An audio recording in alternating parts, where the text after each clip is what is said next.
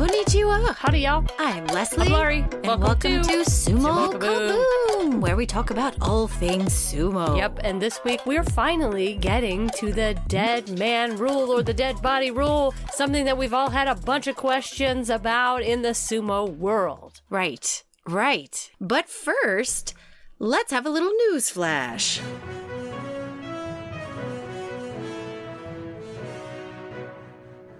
Guess who got married again?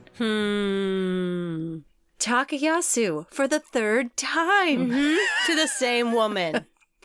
The third one was, again, 700 people. I mean, it was a huge banquet in a hotel in Tokyo with another fancy cake that was like a story tall. But this one I really enjoyed because I saw some of his footage from his mother. You know, his mother is like always online and she's always up to like just posting all kinds of things. Yeah, thank goodness for Takayasu's mom on Instagram. Thank you. Yeah, because she's great, but and if you want to know who she is, y'all, and how to follow her, just email us. We'll tell you. Exactly. But they entered to, I think, Only You, and then they had Unchained Melody going on as they entered into the room. I mean, you get a sense that these two are like from a different era. They like old music. They like old folk music. They're just cut from a different cloth. I'm glad they found each other. But again, another huge wedding. So a huge loss for you personally. For me personally. But I figured if he's married this woman 3 times, I really don't have a shot anymore. I should just give it up and move on. Yep. Tochinoshin has now retired, as we all know. He has his haircutting ceremony set for February 4th, I believe. And he was interviewed this week. And he is starting a company with a friend called Royal Georgia. He's not the president of the company. He's like, no, I'm just an employee. But it is a friend of his that he set this up with. And Georgia has a lot of honey and wine that doesn't have preservatives in it. And also like the exchange of goods between the two countries. He's planning on living in Japan, not going back to Georgia only a little bit, but living in Japan in the future. And right now he's lost 30 kilograms, which I think is like 66 pounds. It's like something nuts. And he still shows up at the stable and he still works out and he still lends his chest. And I think he was interviewed and what he responded with, they were asking him, what's his life like as a retired wrestler? And he's like, it's kind of the same as before because he shows up like 5 days a week to like practice with the guys. He's moving on. He's excited to cut his hair so he can shampoo it. Wait, do they not shampoo their hair? Well, I think they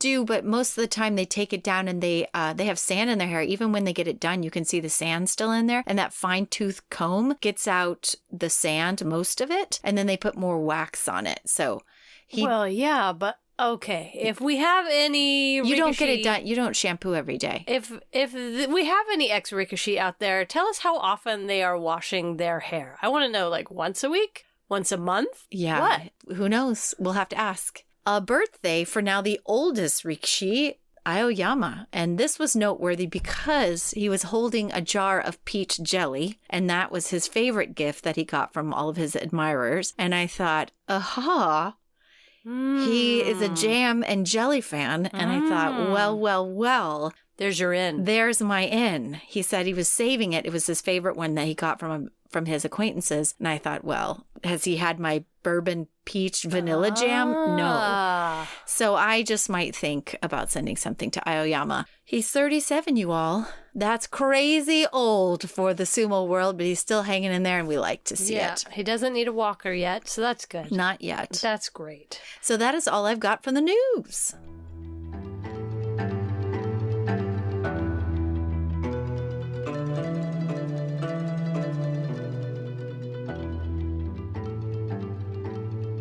So this weekend, we had a little bit of a chance to do the commentary for the Dallas Sumo Club's Cowboy Cup. 2nd annual. That's right. This time held indoors. Thank you very much. That's right, because last year, what was it? It was like 107 in the shade. It was hot. It was so hot, y'all. Oh, man. I think we all learned something. I didn't. I wasn't there. But you learned something is that there's no need to ever do a sumo tournament in Texas outdoors. In June when it's 107. Yeah. So we moved it indoors. I say we. That's the royal we. I wasn't involved in any of this. I just showed up to do a little commentary. I even showed up late. Thank you very much. Leslie was on time first thing in the morning Yes. to do some commentary. And thank you for the people on the live stream. We know it was a little crazy. We had nothing to do with it. We just showed up and we're just like, what do you need us to do? And we couldn't hear you or see you. And we thank you for your kindness and your lighthearted jokes, because Sometimes it takes a while to figure out the tech end of things. I realized about an hour in, I was like, I have no idea when my face is on camera. So I could be drinking something, picking my nose. I could be making a horrible face. And I had no idea for at least a solid hour and a half that the camera was on me. I thought I was just doing the commentary for the entire room. So anyway, it was a very large event, and I will have to say it was nice to see a lot of our wrestlers that we see all over Texas and from further away. We had Kellyanne Ballin from California, and then we had Edibar, or Edibo as they call him, win every single, basically. He didn't lose a match. He all didn't day. lose a match. He won the whole. He won all of sumo.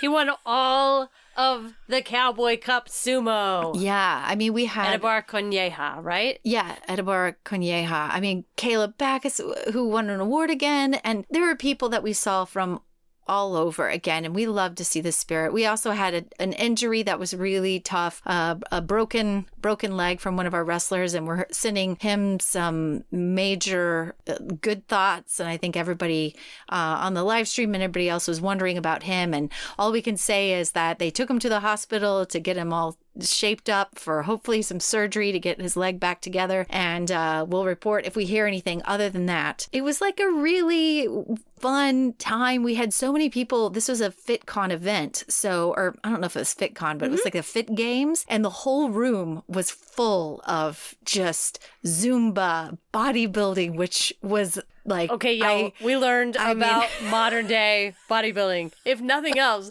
whenever we would take breaks, we'd walk around and then we would come back and we would whisper to each other, did you see the bodybuilding? Like, did you know that people still believed in fake spray-on tans? Yeah, like, to well, that apparently, extent? Well, apparently the fake tan is like, there's a real reason. Yep. Is it shows the definition more in your muscles. But I've always seen bodybuilding, but I've never really seen a tournament up close and personal, nor have I seen those people in the bathroom like I did coming and going. And They're a that different breed, aren't they? I've never seen so many ladies walking around in high heels, sparkly bikinis, and thongs. Yeah, and lots of lashes. Lots and lots of of sparkles. lashes, yeah. I was there for the sumo, obviously, but I couldn't help but notice. that. And the guy who did Zumba at the front door, there was one guy who from like 10 o'clock in the morning to 6 o'clock, and I did not stop Zumbaing. Yeah, the guy that looked like Long hair? of the dwarfs from Lord of the Rings. Yeah, Lord of the second Zumba trilogy. dwarf. Yes, that's who he was, and he was amazing. He was bringing Zumba elves. Yeah, but there was also like people lifting heavy weights, weightlifting, like people throwing heavy things over bars, lots of people walking around in kilts. It was just as intriguing as last year's Cowboy Cup that had jousting next door. It is one of the most unusual events ever. The most like variety of body types you'll ever see in one Yeah. space. Yeah. But people were totally intrigued by sumo too. I mean, they love the heavyweights because for me, Everybody loves the heavy. I mean, it's like monster trucks. It's just like big collisions. Like, how can you not enjoy that? But great job putting on a great tournament. Thank you to everyone who participated, who got a medal and who didn't. Thank you for having us. And thank you for everyone who watched and had a little bit of patience watching us try to get all of that going. It is an amazing feat, like trying to get all that technical stuff up and going, getting the wrestlers going and getting the graphics and all that. It's nuts. Speaking of, major props to Corey Morrison at Dallas Sumo Club, because he's behind these local events and he keeps putting them on. I don't know how he does it. There's so much work behind the scenes. So thank you, Corey, for continuing to do that. That's right. So we should probably jump to your segment. Wait, before we do, one thing. I learned about a resource that I hadn't known about before. Oh, yeah. Sumo 411. It is a database of all of the events in American sumo. They're hoping to start putting some international events on a calendar. It's basically just a calendar of sumo events. Right. So if you are somebody doing sumo at your local club and you want to know how to get together with other sumo people, go to Sumo 411 online and look for an event. Right. What you can do is just reach out to us, email us at Gmail, and we will connect you up with the right person if there's not a contact us on the Sumo 411. And you can let them know about the tournaments or your local stuff so that A, we can put it on the air for you, but also B, we can have it put up on that Sumo 411 website so you can have an idea of what tournaments are coming up and how to prepare. All right. The dead body rule. Okay, put yourself in the mindset of the last Basho. Okay, May 2023. Okay. Day 14. Ura versus Kotonowaka. Now, I don't know if you remember this fight, but it was a really long match. And at the end of this long match, both guys were objectively exhausted. Okay. Their arms were wrapped awkwardly around each other's shoulders, and they were just kind of jostling for the best purchase, I guess. Okay. And they were chest to chest, and Ura pulled down on Kotonowaka's arm and left shoulder and ran backwards at the same time. Okay. When this happened, Kotonowaka pushed and lunged forward as he appeared to be going down to the clay onto his belly, and Ura leapt straight up and back at the edge, flying out of the ring in one huge jump. Kotonowaka's body hit the clay first, right, before Ura's feet touched down outside of the ring. Right. And the win was given to Ura. But, right, which seems pretty clear, right? Kotonowaka went down first. But there was a mono-e, and the decision was reversed. And the win was given to Kotonowaka. Right. Even though he hit the ground first. I know. I do remember going, is this favoritism? Oh, you thought he was robbed. Yeah. I thought, well, Kotonowaka, I was like, was his dad one of the Shimpans that day for that match?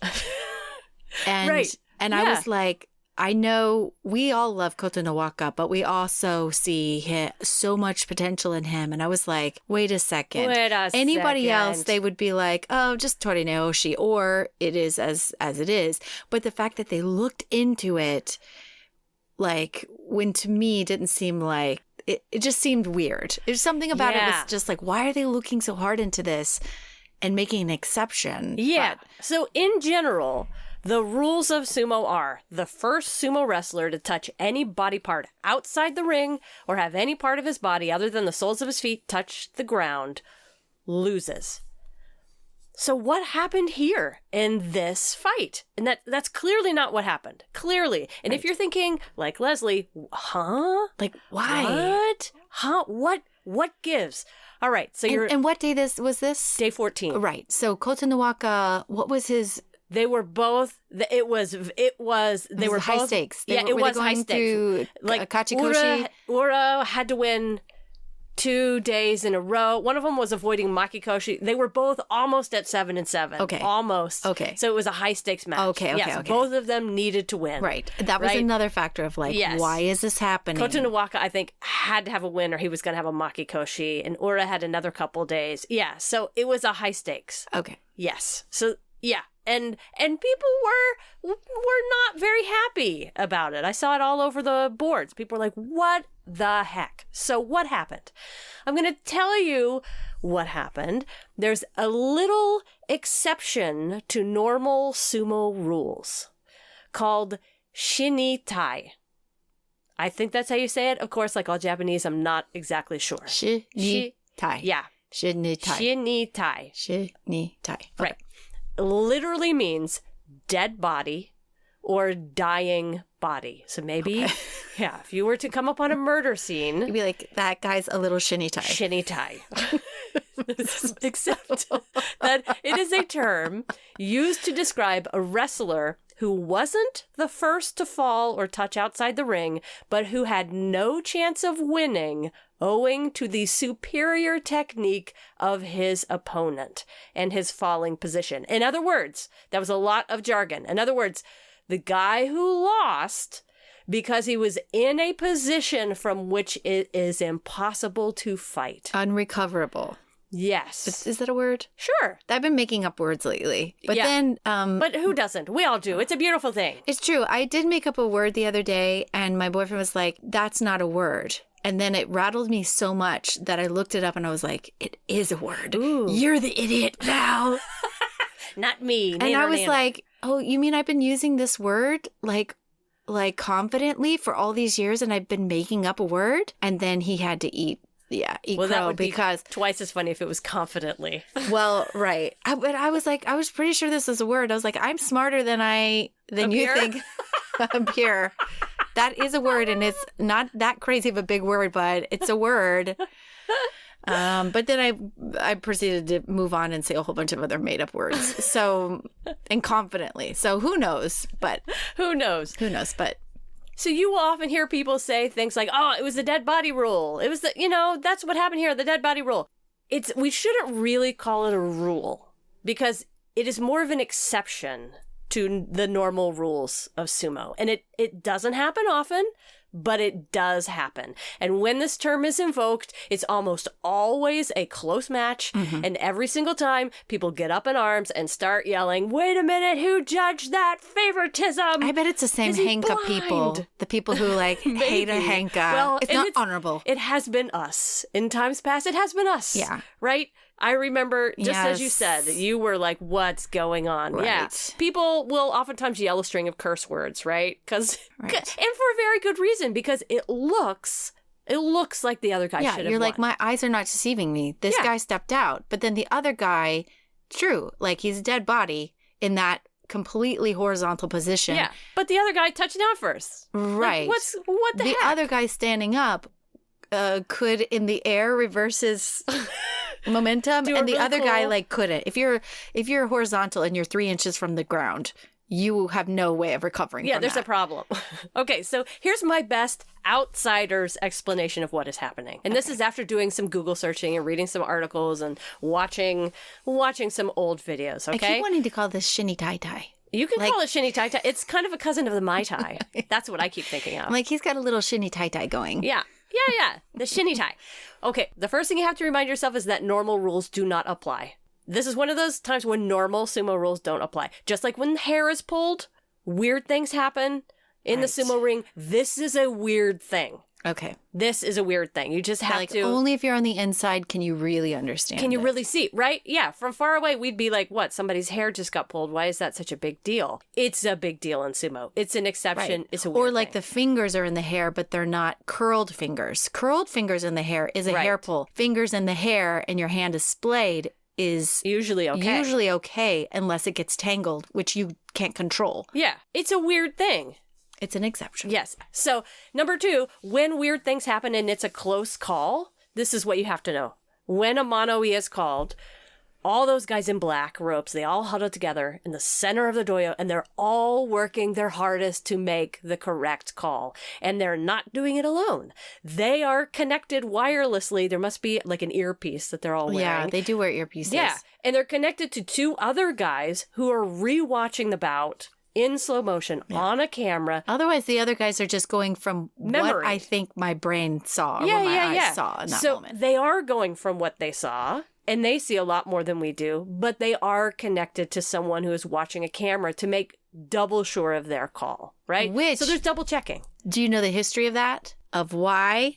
Please tell let me. let me explain to you when they added the instant replay. So there have been a number of controversial calls. Now this is straight from sumowrestlingfandom.com, but there was a fight. This is Yokozuna Taiho. So Oho's grandpa this is 1969 March, and he was in a wrestling match with a rank and file wrestler named Toda. Now Toda pushed Taiho to the edge of the dojo, but they both went out tumbling simultaneously. The Gyoji awarded it to Taiho. There was a mono-e that was called, and the Gyoji's decision was overruled. And there was later photo and video evidence that showed that Toda's feet touched outside the dojo before Taiho's. Did I say that right? Yeah, you said that they gave it to Taiho. They gave it to Taiho. But yeah, there was a mono-e. And then the other guy's feet touched down outside, so it should have gone to Taiho. Right, but the Gyoji's decision was overruled. So that's when they went back and looked at the evidence that showed Toda's feet touched down outside the dojo. And then there was so much public like hubbub about it that Taiho's feet touched down or Toda's feet? Toda's feet. Which would make Taiho the winner. No, wait, I don't know. This is what happens when I read. there's often a comprehension issue.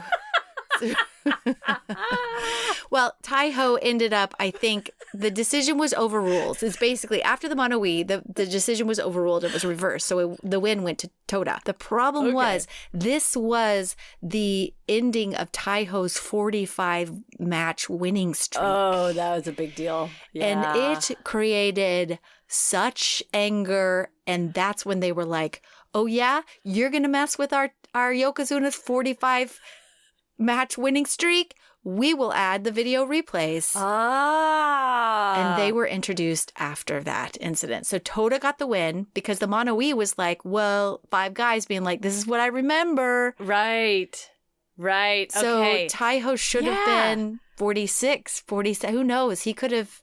Who knows how far he could have gone. Mm-hmm. Okay. Yeah. But that's a great point because there are lots of people watching sumo who are passionate sports fans and they are watching closely and they want the correct call, right? Right. And those guys, it sounds like they used to only rely on their memory and their expertise and their understanding of sumo, but now they have added the replay to that and they are trying to make the correct call. And they pay such close attention to who is moving forward, who is moving backward, and who is leading the action. Right. And often they are determining who won in desperation situations. And they are trying to decide, was that a desperation move? Or was that an official technique? Was he in control or not? Right. That's a real big question. Who was in Was it control? a Hail Mary? Yes. Or was it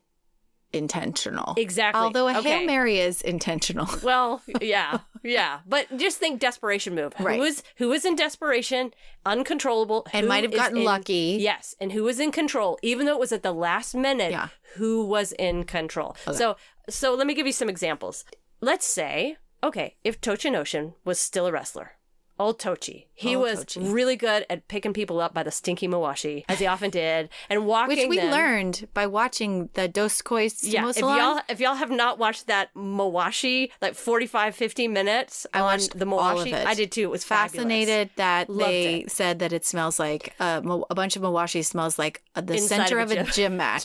And I was like, ooh. Perfect. Yes. Ooh. So if he picked up someone, his By opponent, his gym by mat his smelling yes, mawashi. his nasty mawashi, and he walked forward to get that opponent out of the ring. And let's say he totally had his opponent off the ground, and they were wiggling, but Tochinoshin didn't just stop at the edge. He actually stepped forward as he was placing his opponent out of the ring, and he stepped out of the ring first before his opponent touched the ground. Would that be a Tochinoshin win?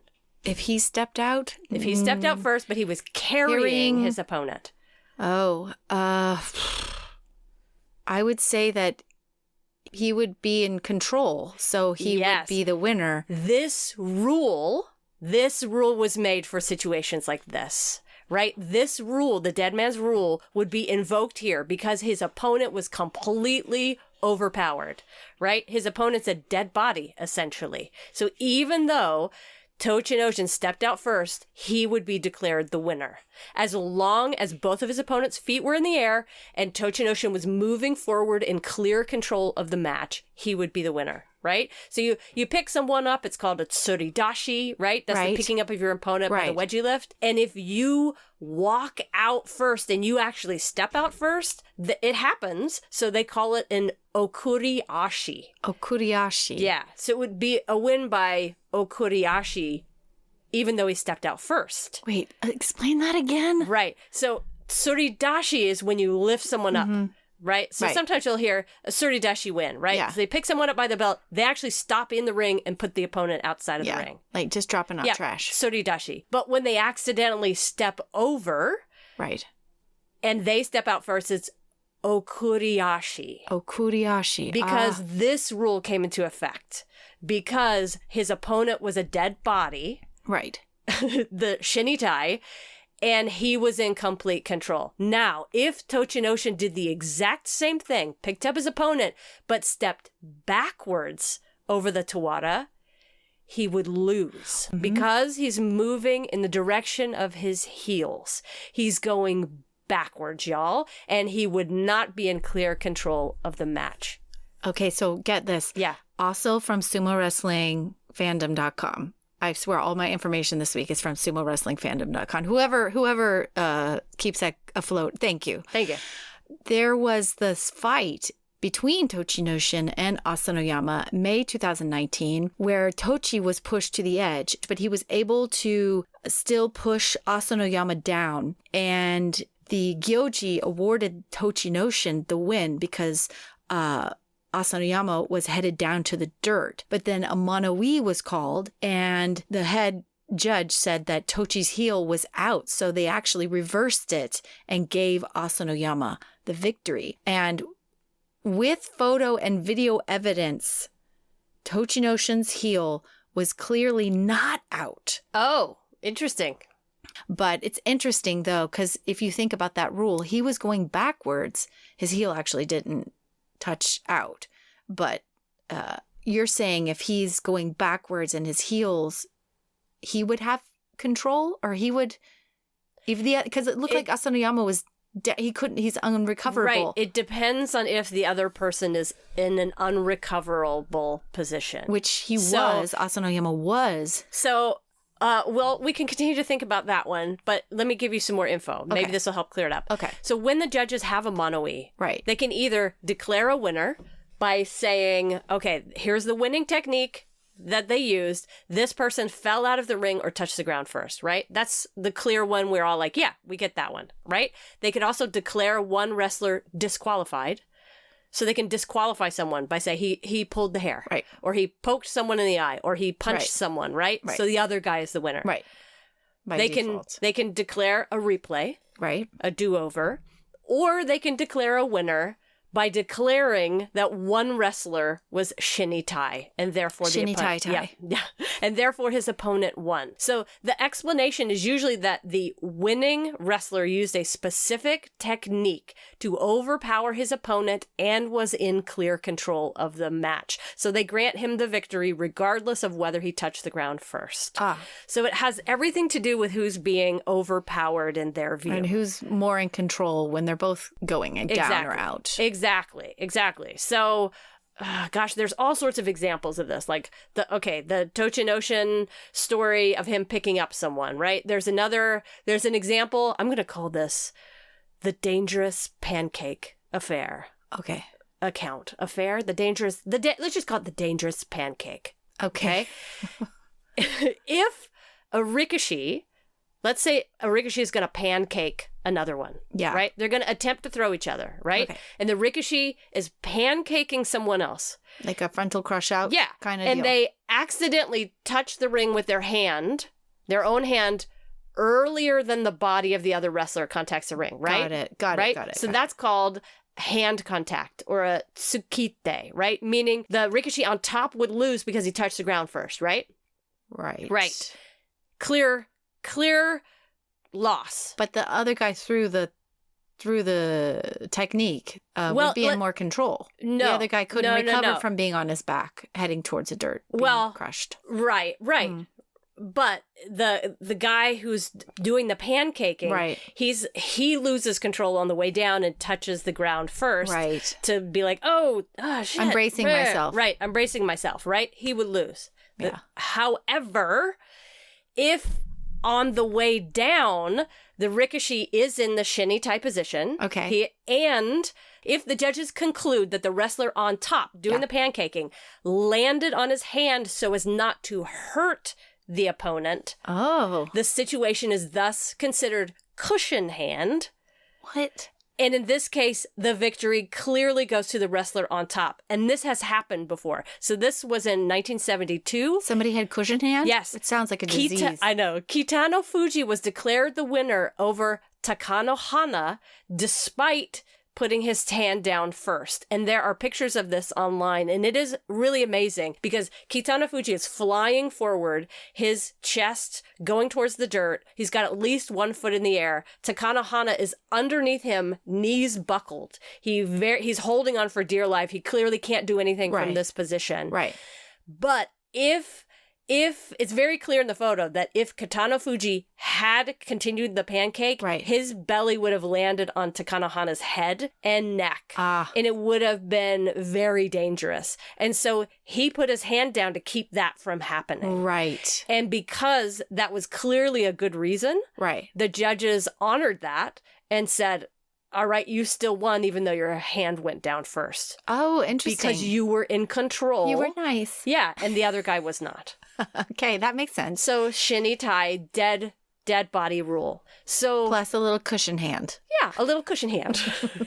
Yeah. So another example of when this happens is when a wrestler pushes his opponent out of the ring with so much force that his opponent is still in the air at the time the winning Rikishi either falls down or Right. steps out because of his momentum. Right. Okay, that So makes sense. that is what when they looked at the Ura Kotonowaka fight, that is what they saw. They saw Kotonowaka using so much force and being in more control than Ura was as he jumped upwards and back. That makes sense. That's what they saw. So yeah, what I think is so interesting but still about maybe it, a little preferential treatment, the Well. fact that they looked at it. who knows? Because you feel like half the other times they're just like, no, that guy's hand went down first, even though I feel like those kinds of instances and those kinds of positions happen very frequently. They do, and Questionable. I sort of get the idea that this exception to the rule is invoked just in those situations when it's really close. Okay. When it's super close. Right. Yeah, then they might start to like break it down and be like, okay, who was defeated and at what point? Right. Who was in control, who lost control? Right. Like the Kimarite is the name of the move, but it may not be the winning move, right? Right. It's a technique. It's only a technique, but it doesn't automatically say that a win has taken place. Right. That has more to do with who is in control, where's the body in space, and yeah, really, it comes down to control. Who's in control of himself and moving forward and who is not. Right. And that's really hard to see. And in the only moment. really called when it's super duper close Yeah. most of the time. Yeah, most of the time. Yeah, it's not only about who touches down Right. first or, who falls to the ground first. Other things are being talked about, which Right. is an interesting challenge when you think about it. And it requires that your judges have a lot of experience in the sumo world to be able to Yeah. understand at what point someone might be losing control. Well, it's interesting too when you think of like the times that you've seen guys backwards spin on top of each other and they both are flying through the air Yeah. horizontally, holding onto each other. Yeah.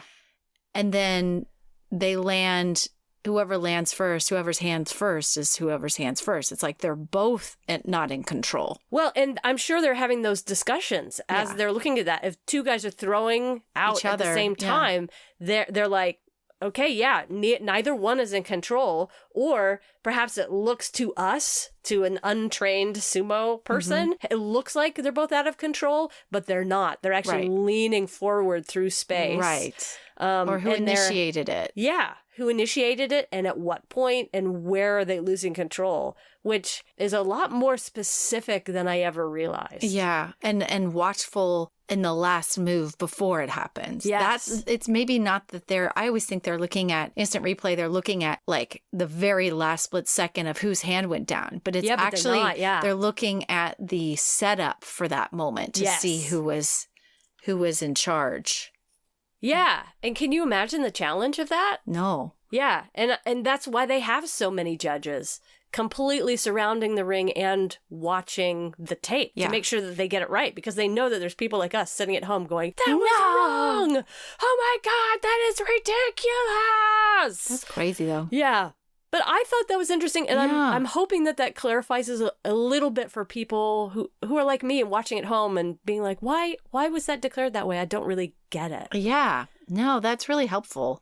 And the guys that are up in the booth, are they other oyakatas? That's a great question. A shimpan? Because a shimpan, or judge, is a former wrestler. I would assume so. So it must yeah. be who the former wrestler is up there who's like, no, I wonder who their go-to is. I mean, if I was planning it, I would have them all rotate through all of the positions. Well, yeah. Well, But- yeah. That was if I was in charge. Yeah. I would also have more medical people on ringside. You Yeah, know? that would be good. That would always be good.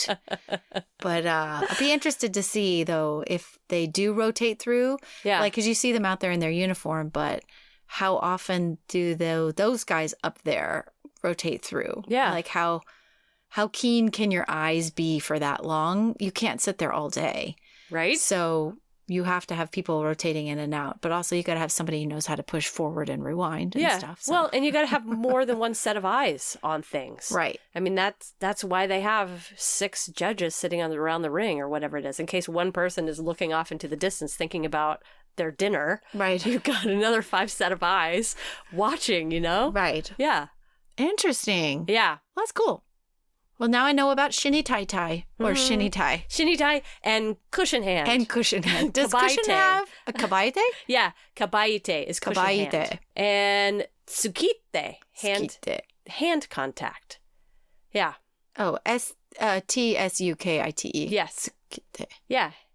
Yeah, cool. Well, I guess that is it. Thank you for covering the dead body rule and the intricacies of that. I had no idea. So a shinny tai tai to you all, and we will be back at you next week. Until See y'all then, I'm later. Leslie. I'm Laurie. Bye. Bye.